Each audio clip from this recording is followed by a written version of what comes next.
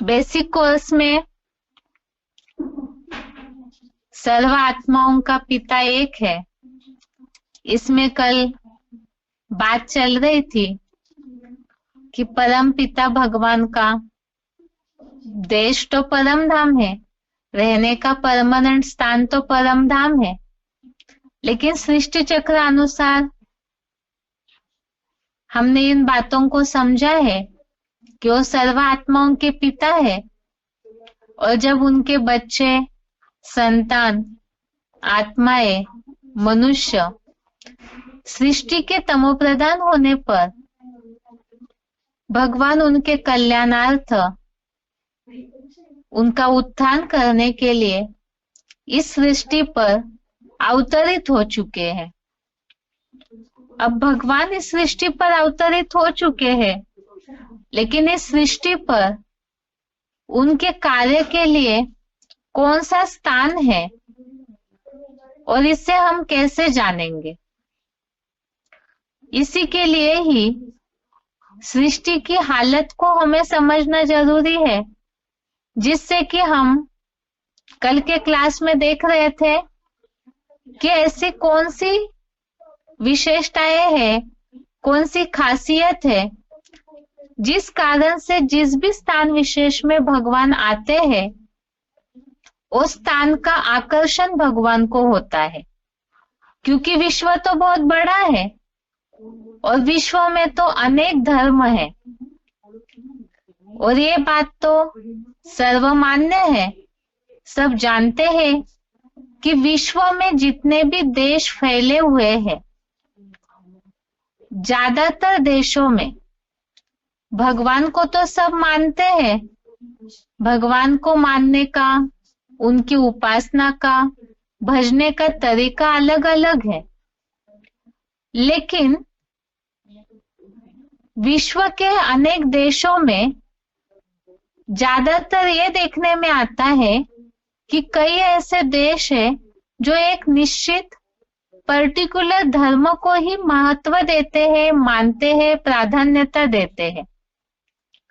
भगवान तो सर्व आत्माओं का पिता है, तो जब वे इस सृष्टि पर आते हैं, वे तो धर्म, जाति, कोई भी बात में भेदभाव या पक्षपात नहीं करते हैं। इसीलिए जब वो इस सृष्टि पर आते हैं, अगर वो कोई एक धर्म विशेष के देश में अवतरित हो तो फिर भगवान के ऊपर भी पक्षपात की उंगली उठेगी। जैसे उदाहरण के लिए अमेरिका, यूरोप जैसे जो देश है, उधर क्रिश्चियनिटी को ज्यादा मान्यता है। विश्व में ऐसे कई खंड है जहां पर मुस्लिम धर्म की ही मान्यता ज्यादा है। कई ऐसे चीन, जापान, मलाया जैसे देश है, वहां पर बौद्ध धर्म की मान्यता ज्यादा है। तो ऐसे एक निश्चित धर्म को मान्यता देने वाले कोई भी देश में यदि भगवान अवतरित हो तो सब यही कहेंगे कि भगवान को वो धर्म पसंद है, इसलिए भगवान उस सृष्टि, उस देश में अवतरित हुए। फिर सर्व आत्माओं का पिता कैसे होंगे? इसीलिए ही भगवान तो सिर्फ किसी के देह को देखते नहीं, आत्माओं को देखते हैं, तो उनके लिए धर्म, जाति, इन सब बातों के भेदभाव की बात नहीं आती। तो फिर भगवान का इस सृष्टि पर आने का मूल कारण क्या हो सकता है, जिस कारण को भगवत गीता के अनुसार हमने कल देखा। गीता का चौथे अध्याय के 7वें श्लोक में यह उल्लेख है, यदा यदा ही धर्मस्य, अर्थात धर्म की ग्लानि होती है, अधर्म की वृद्धि होती है, तब भगवान इस सृष्टि पर दिव्य जन्म लेते हैं दिव्य कर्म करने के लिए। अब प्रश्न उठता है, धर्मों की ग्लानि कहाँ शुरू होती है? जहां एक धर्म पलता हो वहां, या जहां अनेक धर्मों के लोग रहते होंगे वहां पर, क्योंकि एक धर्म जहां है वहां धर्मग्लानि की बात नहीं आ सकती। क्यों? क्योंकि एक धर्म है, वहां पर एक ही धर्म को मान्यता देते हैं, तो उनमें ज्यादा मतभेद, तनाव नहीं निर्माण होगा। हालांकि ये बात अलग है कि इस सृष्टि पर सभी लोग तामसी बने हैं, लेकिन यहाँ बात चल रही है परमात्मा के अवतरण की, और उस संबंधित जो गीता में वाक्य आया है धर्मग्लानि का। तो जहां धर्मग्लानि होती हो वहां ही भगवान का अवतरण होना चाहिए। अब भगवान आकर के जहां धर्मग्लानि हो रही है उसी के लिए भगवान ने गीता में भी ये बात बोली, सर्वधर्मान परित्यज्य मामेकम शरणम व्रज। अर्थात ये जो हिंदू, मुस्लिम आदि, क्रिश्चियन आदि जो धर्म है उन सब धर्मों का पूरा त्याग करो। तो ऐसा कौन सा देश है जहां एक देश में ही अनेक धर्मों की मौजूदगी देखने में आती हो, अनेक धर्मों की उपस्थिति देखने में आती हो? इतिहास को यदि दोहराते हैं तो 2500 वर्ष का इतिहास इस बात का गवाह है कि आज तक अनेक धर्मों के लोगों ने किस देश पर सबसे ज्यादा शासन किया है। और इतना ही नहीं, धर्म के नाम पर सबसे ज्यादा हिंसाएं किस देश में हुई है।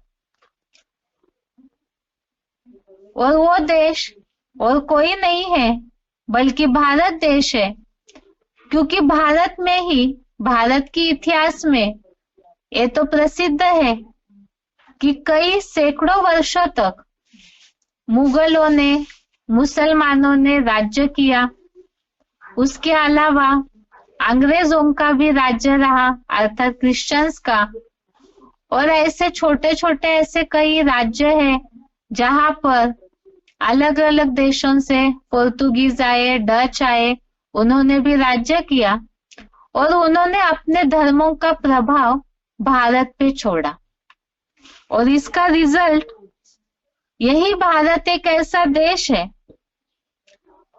जिसके कारण यहाँ अनेक धर्म पलते हैं। उसके आधार पर धर्म के अनेक छेड़े भी निर्माण हुए, उनका भी अस्तित्व भारत में देखने में आता है। अनेक भाषाएं देखने में आती है, अनेक मतावलंबी दंगे फसाद होते हैं धर्म के नाम पर, जातियों के नाम पर संघर्ष इतना होता है कि खूनी नाहक खेल 2500 वर्ष के लंबे समय से सबसे ज्यादा भारत के इतिहास में ही देखने में आता है। और जो भगवत गीता में बात आई, एक तो सर्वधर्मान परित्यज्य और धर्मग्लानि की।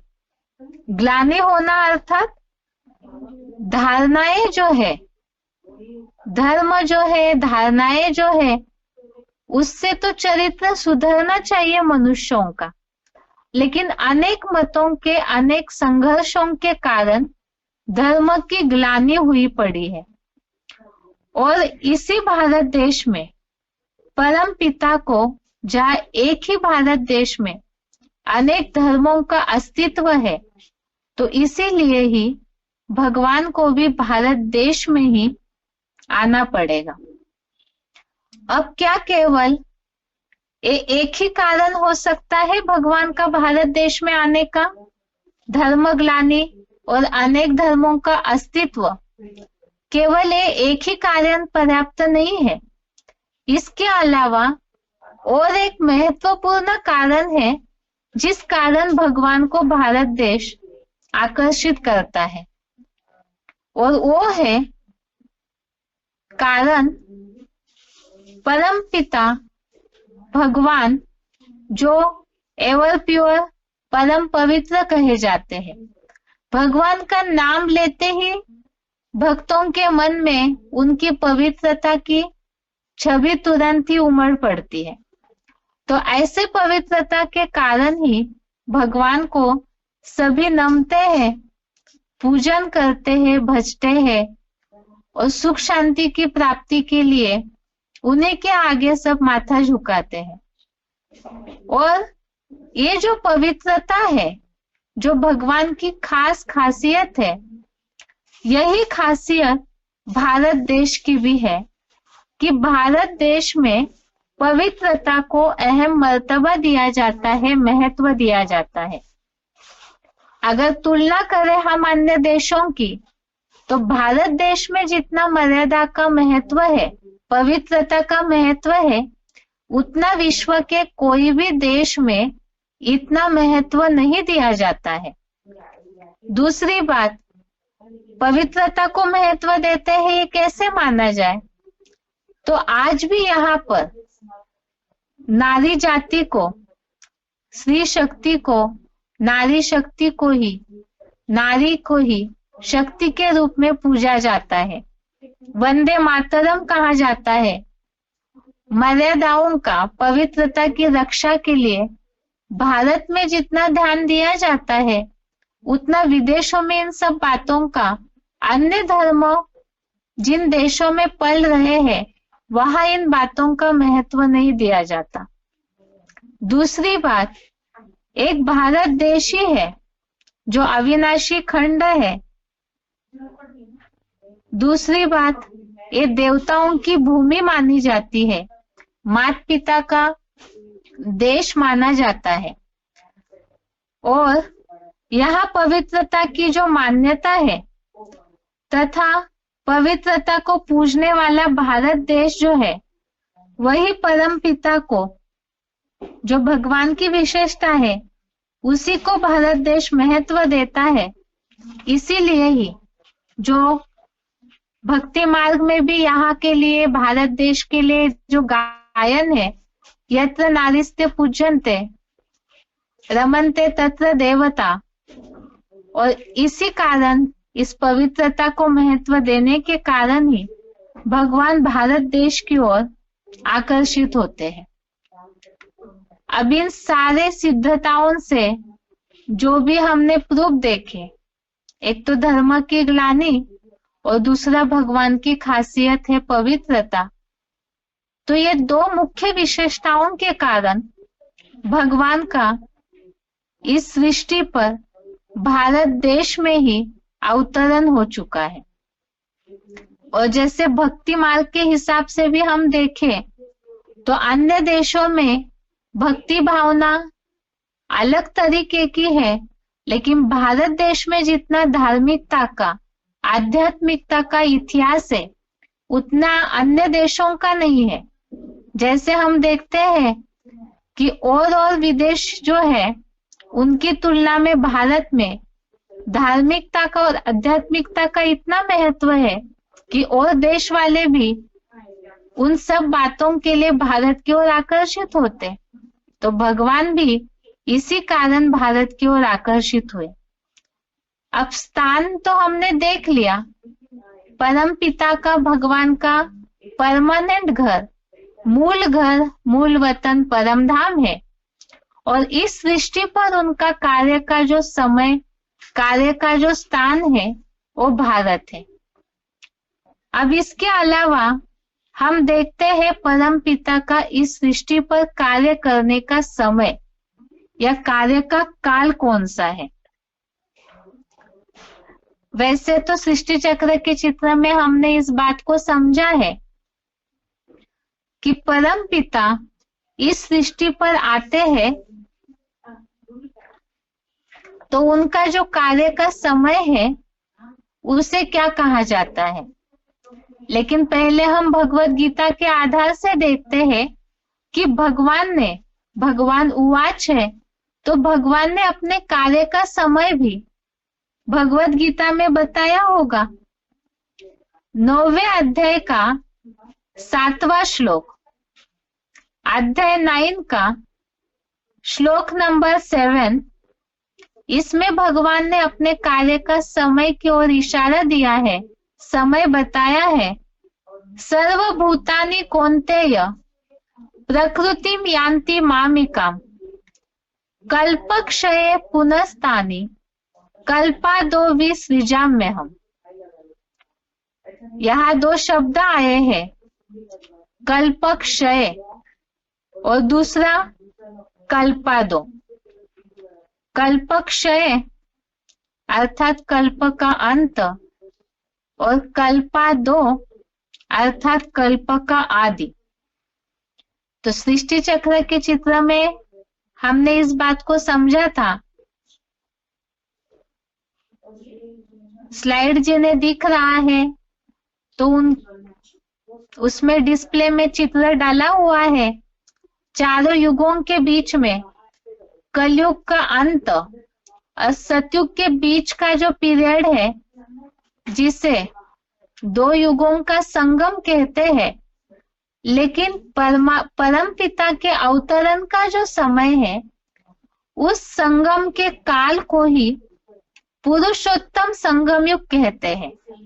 कल्प का अंत, कलयुग का अंत ही कल्प का अंत है और कल्पादो कल्प के नए कल्प की शुरुआत अर्थात सतयुग की शुरुआत है।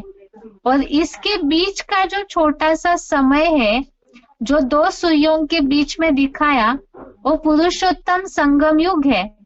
यही भगवान के आगमन का समय अर्थात कार्यकाल है। और इसी के बारे में ही गीता में भी उल्लेख है।